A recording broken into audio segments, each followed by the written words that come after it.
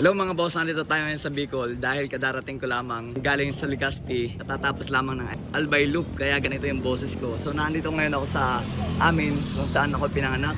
Dito ba yan sa JRS Ragay Camarinesor. So ayun, Maynila. Tapos yun naman sa Legazpi. So nandito ngayon yung ating WR155. Hindi nyo nakikita to sa vlog dahil ginagamit ko to dito sa Bicol. So ngayon, nung makita ko siya, pud-pud na harap at likod. So ayan, makikita nyo rito, ang dami ng beast tire. Ayan, may Sineos, beast tire. At ito naman yung ipapalit nating gulong. Ito ay talagang pambundok po. Mamaya makikita nyo pag nabalatan. So beast tire to na Vulcan Ultra. Ang size niya ay 100 by 18. Ang size ng rim niya sa likod ay 18, tapos dito sa wrap 21. Ganon din siya na Vulcan Ultra. 80 by 100 by 21. Ayan o. Beast tire yan. Kita nyo naman, ang loob nito, konti na lang, interior na eh. Ito yung ating WR155. Mas madali siyang mapudpod kapag dito sa semento. Ganitong pan-trail talaga to eh.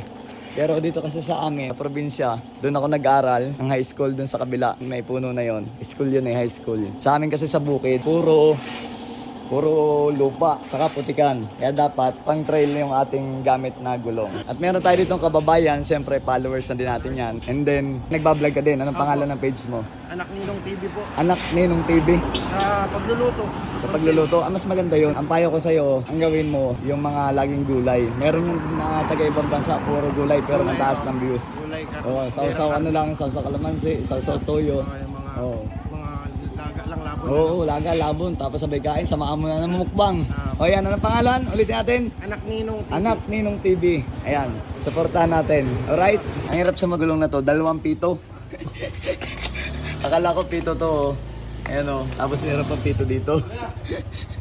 Ang tawag dito balancer, no? Para hindi magwigil yung takbo. Ganun pala yung pag-enduro.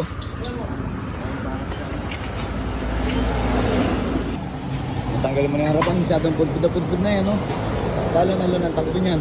Natatakbo nito ay 6.5 na. Ganyan nakaporma yung WR155 ko kapag bago na ang gulong. Alright, ayan. Beast tire na bulwark. Tapos sa harap, ganun din. Ang kapal ng goma. Grabe, oh. Siguro naman, matagal-tagal ko na magagamit to rito. Ayan, oh. Halos isang dali. Alright, testingin natin. Testingin muna natin. Baka mamaya, sa ito pala, flat na.